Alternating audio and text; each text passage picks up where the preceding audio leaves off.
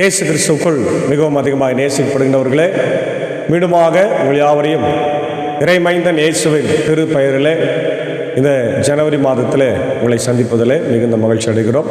குறிப்பாக இந்த புதன்கிழமை காலை வேளையில் உங்களை இயேசுவின் திரு பெயரிலே அன்போடு வாழ்த்தி வரவேற்கிறோம். இந்த காலை நேர இறை தியானத்தை ஆரம்பிப்போம். நமது ஆரம்பம் பிதா, குமாரன், பரிசுத்த ஆவியின் நாமத்தில் உள்ளது. ஆமென். ஜெபம் செய்வோம். துதிகளின் மதிலே மகிமையோடு வீற்றிருக்கிற எங்கள் நல்ல ஆண்டவரே, எங்கள் ராஜாதி ராஜாவே, கர்த்தாதி கர்த்தாவே, இந்த ஆசீர்வதிக்கப்பட்ட மனமகிழ்வான ஆண்டவரே, ஜனவரி மாதம் இந்த 15ஆம் நாளுக்காக நன்றி செலுத்துகின்றோம். என்னுடைய உலக தமிழ் மக்கள் அனைவரும் பொங்கல் பண்டிகையை கொண்டாடி கொண்டிருக்கிறார்கள். ஆண்டவர் இந்த நாளிலும் நாங்களும் ஆண்டவரே நீர் படைத்த ஆசீர்வாதங்களை நினைத்து, ஆண்டவர் நீர் கொடுத்த ஆசீர்வாதங்களை நினைத்து உங்களுக்கு நன்றி செலுத்துகின்றோம். காலை நேர இறை தியானத்தை எங்களுக்கு ஆசீர்வதியும். அடியார்களை மறைத்து நீ பேச ராஜா. நாங்கள் கேட்கும் நாளின் இறை செய்தி, பாடல் வேலை, ஜெப வேலையை ஆசீர்வதி.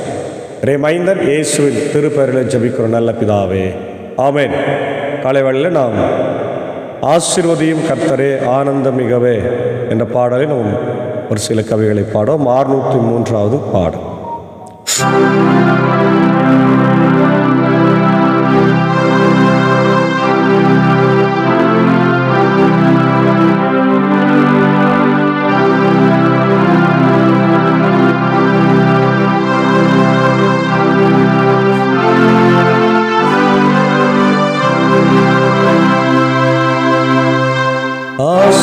ஆசீர்வதியும் கர்த்தரே ஆனந்தமிகவே,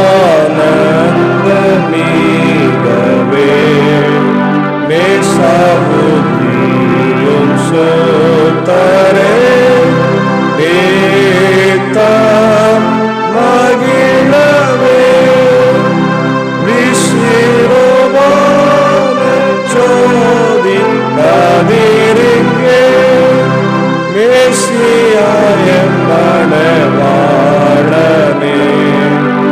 ஆசாரியராம் வான்ராஜனே, ஆசீர்வதித்திடும்.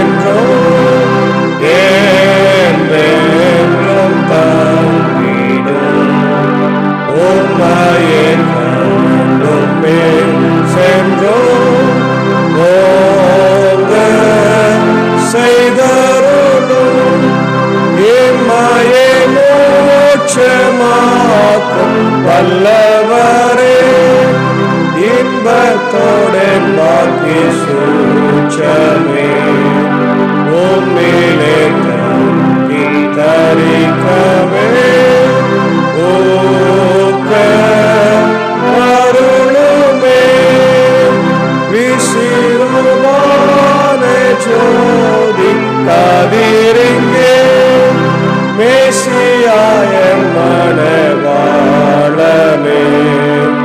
ஆசாரியராம் ராஜனே, ஆசீர்வதித்திடும். பூதல ஆசீர்வாதத்தால் பூரணமாகவே ஆதரித்தருளும் கர்த்தரே, ஆசீர்வதித்திடும். பாத்திரளாக இவர் சந்ததியார் வந்துமை என்றும் பிரஸ்தாபிக்க, ஆதேவ கிருபை தீர்மானம் ஆப்போம் அருளுமே, விசிறுவான ஜோதி கதிரிங்கே, மேசியாய மணவாளனே, ஆசாரியராம் ராஜனே, ஆசீர்வதித்திடும்.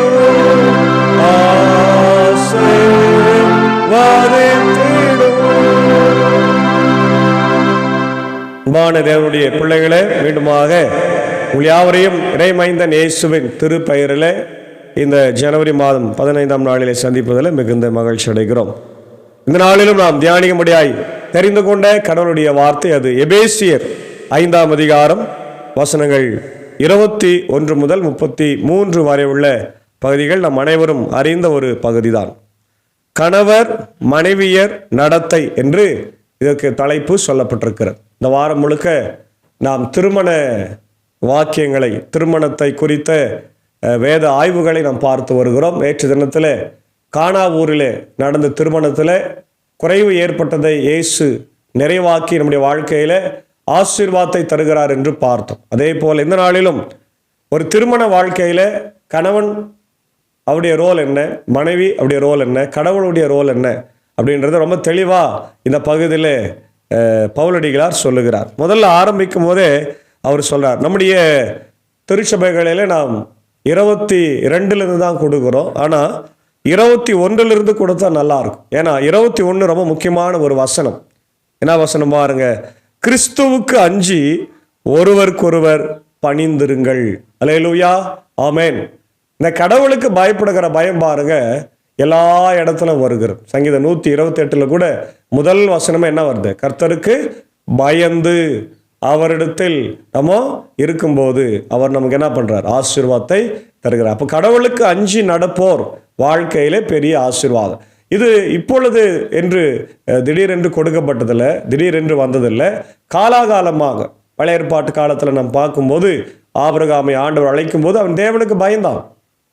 பாவத்தை அவன் வெறுத்து விட்டு ஆண்டவரோடு இணைந்து வாழ ஆரம்பித்தான். நோவாவை பார்க்கிறோம், முதல் மனுஷனாகிய ஆதாமுக்கு அப்புறம் வர நோவா பார்க்கிறோம். கடவுளுக்கு அவர் நேர்மையான ஒரு மனிதனாய் வாழ்ந்தான். பாவத்தை விட்டு விட்டான். உலகமே பாவம் செய்து கொண்டிருந்தது, ஆனால் இவன் பாவம் செய்யாம வாழ்ந்ததை நம்ம பார்க்க முடிகிறது. தேவனுடைய பிள்ளைகளே, இந்த காலை நேரத்தில் நாமும் கூட ஆண்டவருடைய ஆசீர்வாதத்தை பெற வேண்டும் என்றால் நாம் என்ன செய்யணும், பயப்பட வேண்டும், கடவுளுக்கு பயப்பட வேண்டும். அதனால் 10 கற்பனையில் மார்ட்டின் லூத்தர் கொடுக்கிற விளக்கு என்னன்னா, நாம் கடவுளுக்கு பயந்து அவரிடத்தில் அன்பு கூர்ந்து நாம் அவருடைய கட்டளைகளை நாம் பின்பற்றினால் நமக்கு தேவ ஆசீர்வாதம் கிடைக்கும். இங்க 21ஆம் வசனத்தில் கூட அதான் சொல்றாரு, கிறிஸ்துவுக்கு அஞ்சி நடப்பவருக்கு ஆசீர்வாதம் உண்டு.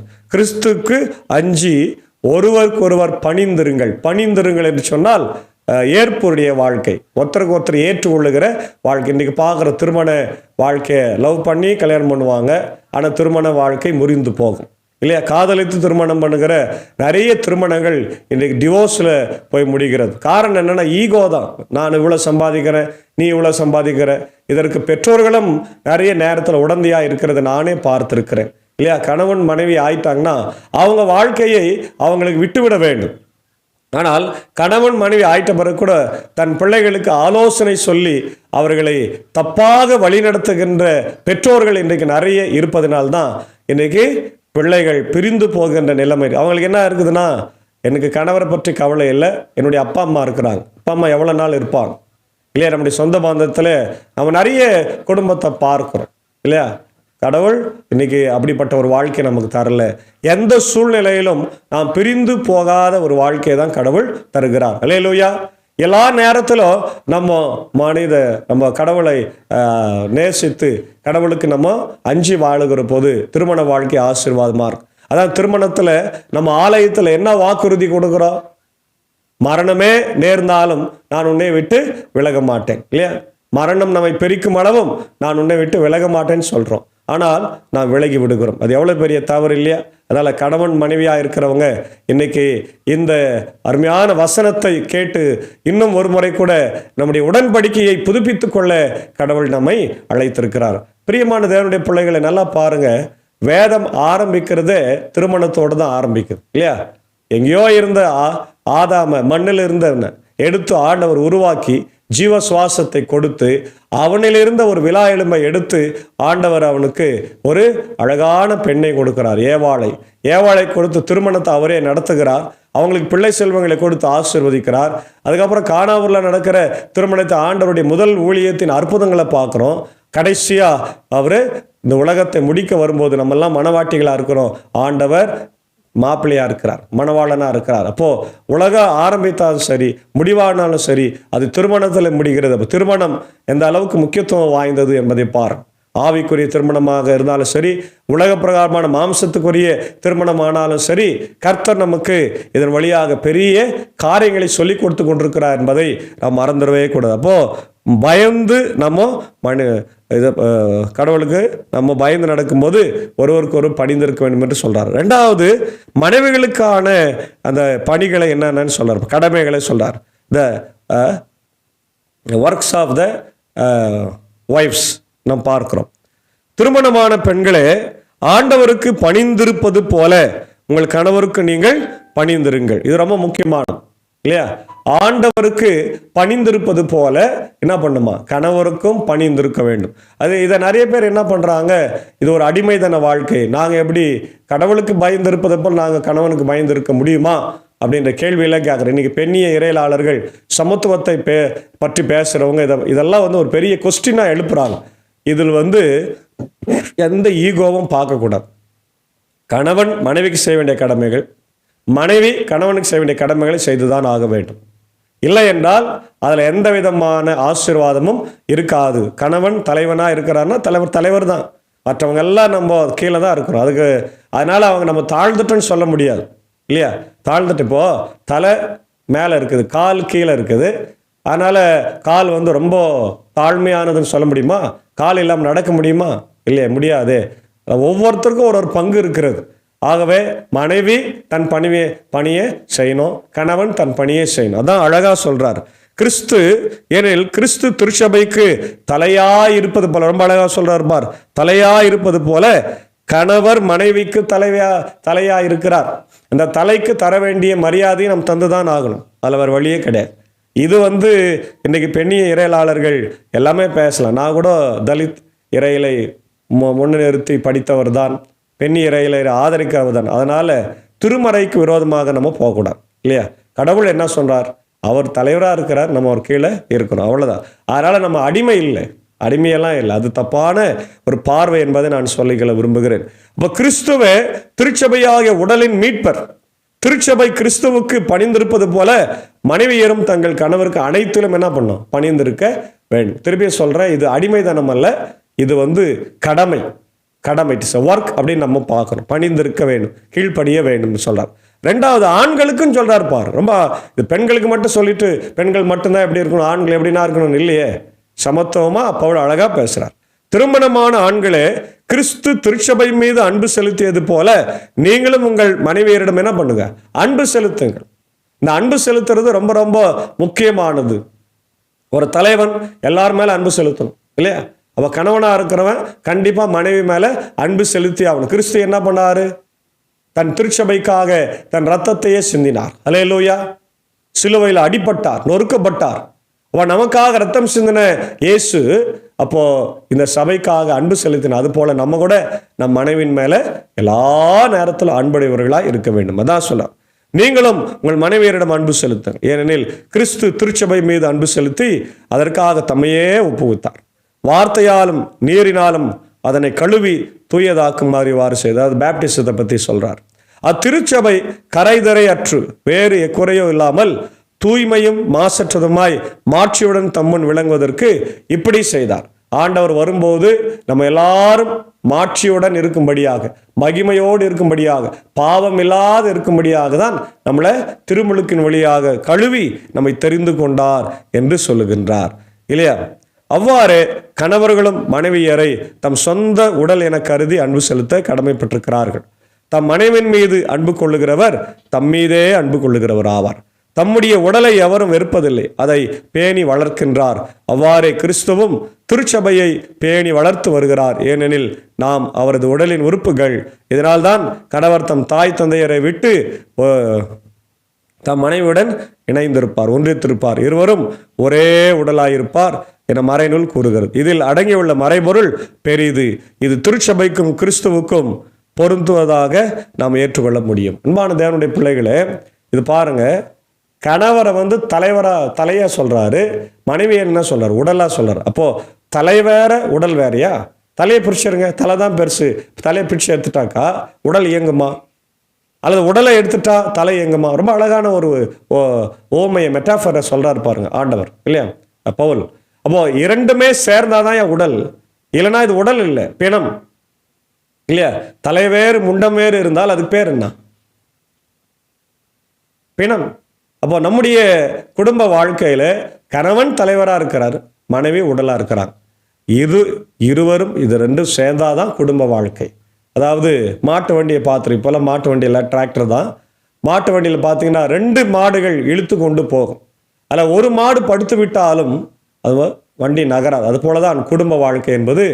இரு கணவன் மனைவியும் இன்றைக்கு 2 மாடுகளைப் போல குடும்பத்தை இழுத்து கொண்டு போகிறார்கள். ஒருவர் அமர்ந்து விட்டாலும் படுத்து விட்டாலும் குடும்பம் நகராது.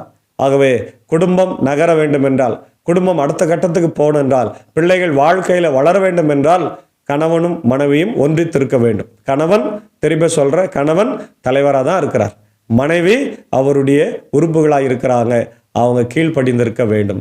கணவன் அன்பு செலுத்த வேண்டும். இது இருவருமே செய்ய வேண்டிய கடமைகள், இல்லையா? யாருக்கு மாட்சி?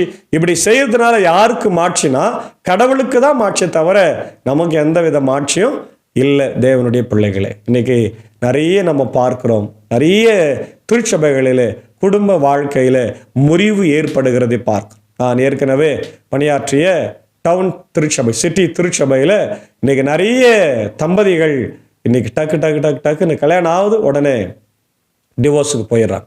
என்னன்னு பார்த்தீங்கன்னா ஒன்றும் பெரிய விஷயமே இல்லை, வாக்குவாதங்கள். நான் பெரியவனா நீ பெரியவனா, யார் அதிகமாக சம்பாதிக்கிறது. இன்னைக்கு நிறைய ஐடியில் இருக்கிறாங்க, நிறைய மெடிக்கல் ஃபீல்டில் இருக்கிறாங்க. அதனால் சம்பாத்தியங்கள் அதிகமாக அவங்க இருக்கிறதுனால அவங்க திருமண வாழ்க்கையை மிக கொச்சைப்படுத்துகின்ற ஒரு மக்களாகவே நம்ம பார்க்கிறோம். அது எவ்வளோ பெரிய தவறு என்பதை தேவனுடைய பிள்ளைகளே நீ உணருங்க. பெற்றோர்களும் உடன் பிறந்தவர்களும் ரொம்ப நாளைக்கு நம்ம கூட வர முடியாது. நம்முடைய கணவர், நமக்கு வருகின்ற பிள்ளைகள் தான் குடும்பம். அதனால தான் குடும்ப வாழ்க்கையை ஆண்டவர் ஆசீர்வதித்தார். அந்த குடும்பத்தை அவர் ஆசீர்வதித்ததுனால்தான் அவர் ஆதாமியாவளை ஆசீர்வதித்தார். அப்புறம் மரியாளோடு தன் சகோதரர்களோடு குடும்ப வாழ்க்கையை அவர் அனுபவித்தார். எவ்வளோ 30 வருஷம் அனுபவிக்கிறார் பார், இல்லையா? அது அவருக்கு இஷ்டமா இருக்குது, இல்லையா? அதே நாள் இன்னைக்கு நம்முடைய வாழ்க்கையில உணர வேண்டும். இயேசுவும் அந்த கஷ்டத்தை எல்லாம் பொறுத்து கொண்டுதான் குடும்பத்திற்கு தலைமகனாக இருந்து தன் தகப்பனார் மரித்த பிறகு மரியாளையும் தன் உடன் பிறந்த சகோதர சகோதரிகளையும் அவர் வளர்த்து எடுத்து ஆளாக்கினார். குடும்ப பொறுப்பு, குடும்ப பாரம் என்பது கணவர்மார்களுக்கு இன்னைக்கு நிறைய பேர் கணவர்கள் என்ன பண்றாங்க, போதைக்கு அடிமையாகி, புகைக்கு அடிமையாகி, மனைவி மக்களை எல்லாம் மறந்துட்டு இறந்து போறத, கைவிடப்படுகிறத நம்ம பார்க்குறோம். இந்த சூழ்நிலையெல்லாம் மாறி கணவர்களும் மனைவிகளும் மனம் திரும்பி பிள்ளைகளுக்காக, குடும்பங்களுக்காக, ஆண்டவருடைய மாட்சிக்காக நம்ம வாழணும். இன்னைக்கு கோர்ட்டு, எல்லாத்துக்கும் கோர்ட்டுக்கு போனால் அப்போ கடவுளுடைய பிள்ளைகள் என்ற அந்த முத்திரை நமக்கு என்னாத்து, திருச்சபை என்னாத்து, ஆயர் என்னாத்து, இல்லையா? எதுக்கு எடுத்தாலும் கோர்ட் கேஸ் நம்ம போய்கொண்டிருந்தால் ஆண்டவருடைய பிள்ளைகளாக சாட்சி நமக்கு இல்லாமல் போயிடும். ஆகவே இதற்கெல்லாம் ஒரே ஒரு அச்சாணி தேவ பயம் தான். உண்மை, இல்லையா? அல்லேலூயா, பிரைஸ் தி லார்ட். தேவ பயம் நம்முடைய வாழ்க்கையில் இருந்தால் நாம் என்ன பண்ண மாட்டோம், கணவனும் மனைவியும் பிரிந்து போக மாட்டோம். ஆகவே இன்றைக்கு தேவ பயத்தோடு கணவர்கள் மனைவிக்கு செய்ய வேண்டிய கடமைகள், மனைவிகள் கணவருக்கு செய்ய வேண்டிய கடமைகள் எல்லாவற்றையும் செய்து நம்ம ஆண்டவருக்கு சாட்சியுள்ள குடும்பங்களாய், தம்பதிகளாய் வாழ தூய ஆவியானவர் நம்மை வழிநடத்தி காப்பாராக. ஆமேன். ஜெபிப்போம். குடும்பங்களை உருவாக்கியவரே, குடும்பங்களை கட்டி வழிநடத்துகிறவரே, உம்மை ஸ்தோத்திரிக்கிறோம். இந்த மகிழ்வான காலை வேளையிலே உலகமெங்கும் இப்படி தமிழ் மக்கள் ஆண்டவரை பொங்கல் பண்டிகையை கொண்டாடி கொண்டிருக்கிற நேரத்தில் படைப்புகளை விட்டு விட்டு படைத்தவரை உம்மை கொண்டாடுகிறோம், உம்மை புகழுகிறோம், உம்மை போற்றுகிறோம். எங்களுக்கு வயல்வெளிகளை கொடுத்து, எங்களுக்கு கால்நடைகளை கொடுத்து, தானியங்களை கொடுத்து ஆசீர்வதிக்கிறவரே உம்மை ஸ்தோத்திரிக்கிறோம். இதோ இந்த நாளிலும் கூட ஆண்டவரை கேட்ட வார்த்தைகளுக்காக ஸ்தோத்திரம். உடைய குடும்ப வாழ்க்கையை ஆண்டவர் அபரிவிதமாய் ஆசீர்வதிக்கிறவர். நேற்று தினத்தில் ஆண்டவரே கானாவூர் என்கின்ற இடத்துல நடந்த திருமணத்தில் தேவன் சென்று அற்புதத்தை செய்தது நாங்கள் பார்த்தோம். இன்றைக்கு எங்கள் வாழ்க்கையில் ஒரு கணவனாய் எப்படி நடந்து கொள்ள வேண்டும், மனைவியாய் எப்படி நடந்து கொள்ள வேண்டும் என்கின்ற தாரக மந்திரத்தை தந்திருக்கிறேன். இதற்கு முழு முதற் காரணம் கடவுளுக்கு அஞ்சி நடக்கின்ற ஒரு காரியம். கடவுள் பார்த்து கொண்டிருக்கிறார், கடவுள் என்னை கேள்வி கேட்பார், கடவுள் என்கிட்ட கொடுத்திருக்கிற பொறுப்பை தட்டி கழிக்க கூடாது என்று கணவனும் மனைவியும் ஆண்டவரை சேர்ந்து வாழ்க்கையை வாழ்கிற போது கர்த்தர் அதை ஆசீர்வதிக்கிறேன். இந்த உலகத்தில் இருக்கிற எல்லா தம்பதிகளுக்காக ஜெபிக்கிறோம் ஆண்டவர். எல்லா தம்பதிகளும் அவங்க கொடுத்த வாக்குறுதிகளை காத்து வழி ஆண்டவரை வாழ நீர் கிருபை தாரும். குறிப்பாக கிறிஸ்தவ தம்பதிகளை நினைவு கூறுகிறோம். திருச்சபையில் அவங்க கொடுக்கிற வாக்குறுதிகளை எப்பொழுதும் மறந்து போகாமல் கணவன் மனைவியாக ஒருவருக்கு ஒரு அன்பு செலுத்தி விட்டு கொடுத்து வாழ கிருபை தார். குடும்பங்களை ஆசீர்வதிய ராஜா. குடும்ப வாரமாக இந்த வாரத்தில் உடைய கிருபை எங்களோடு கூட தங்கிருக்கட்டும். இந்த இறை வார்த்தைகளை பார்க்கிற அனைத்து குடும்பங்களையும், பிள்ளைகளையும், கணவர் மனைவி மக்களையும் ஆசீர்வதிங்க ராஜா. இந்தியாவில் இருக்கிற எல்லா குடும்பங்களையும், தமிழ்நாட்டில் இருக்கிற எல்லா குடும்பங்களையும், உலக நாடுகளில் இருக்கிற எல்லா குடும்பங்களையும் கர்த்தர் ஆசீர்வதி. குறிப்பாக எங்களுடைய இந்திய சுயலத்துடன் திருச்சபை 3 சபை சங்கத்தில் இருக்கிற குடும்பங்கள், ஆயர்கள், ஆயர் பெருமான்கள், ஊழியங்கள், ஸ்தாபனங்கள், பள்ளிக்கூடங்கள், பெதஸ்தா மருத்துவமனை திறப்பதற்காக ஜெபிக்கிறோம். கர்த்தர் காத்திரும். இப்படி தேச தலைவர்களுக்காக ஜெபிக்கிறோம். என்னுடைய ஜனாதிபதி, பிரதமர், இப்படி அமைச்சரவை, மத்திய அமைச்சரவைக்காக, எல்லா மாநிலத்தினுடைய முதலமைச்சர், கவர்னர், எப்படி தமிழ்நாட்டின் முதலமைச்சருக்காக ஆண்டவர் வேண்டிக் கொள்கிற உலக நாடுகளுக்காக ஜெபிக்கிறோம். கலிஃபோர்னியாவில் எரிந்து கொண்டிருக்கிற நெருப்புக்காக ஜெபிக்கிறோம். ஆண்டவரே அணைந்து போக கிருபை தார். மற்ற இடங்களில் பூமி அதிர்ச்சி, கொள்ளை நோய், ஆண்டவர் HMPV வைரஸ் போன்ற தொற்றுகள் எல்லாமே எங்களை மிரட்டி கொண்டிருக்கிறது. எங்கள் தேவன் தாம் எங்களை காத்து வழிநடத்த வேண்டுமா ஜெபிக்கிறோம். விசேஷமாக இந்த நாளில் பிறந்த நாளை, திரும்ப நாளை காணுகின்றவர்களை கர்த்தர் ஆசீர்வதிங்க. அவளை தேவையை சந்திங்க.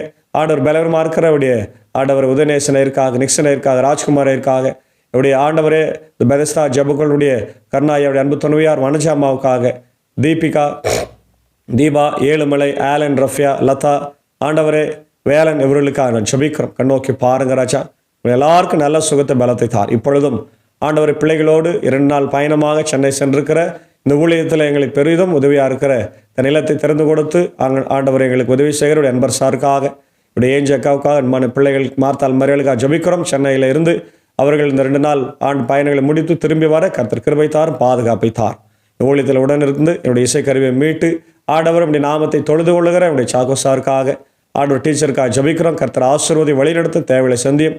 அடையின அன்பு மனைவியும் பிள்ளைகளையும் கர்த்தர் ஆசீர்வதிங்க ராஜா. இதை கண்டு கழிக்கிற ஒவ்வொரு குடும்பத்தையும், பிள்ளைகளையும் கர்த்தர் ஆசீர்வதிங்க.